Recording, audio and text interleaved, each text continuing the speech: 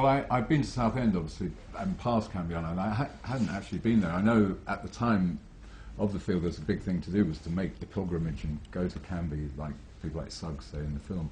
But I hadn't actually done that. So when I made that short journey across the Mud Creek, or whatever it is, the causeway, that was the first time for me. And I was, really taken by the feeling of the place. It's got a very lonely, lost feeling on one level, but it's also got a great vitality to it. And in the bleakness of the seawall and the mud flats and the estuary, there's a kind of poetry which I think you feel in the Feelgood songs.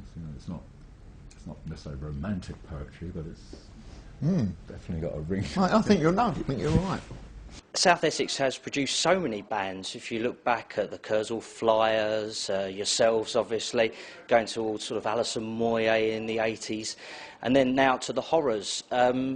What is it about South Essex that makes it such a fertile ground for music, do you think? I don't know. Somebody was saying to me once that he had a theory that estuaries and dock kind of places where boats come in and that, produce more bands than elsewhere.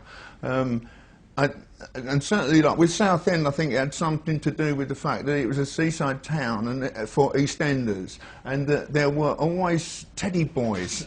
They're probably all finally gone now, but there were teddy boys and rock and roll. I mean, Jerry Lee Lewis and that booming out for all the time, right into through all kind of eras. So there was always that kind of feeling about music, about that kind of music, and I think that's got something to do with it. But whether it's the boats or the music, I don't know. I've heard a theory that it goes back to Wat Tyler and John Ball, the Kentish and Essex peasants' revolt. They were the guys. They were the punks. They were the first guys from either side of the estuary to stand up and do something about it.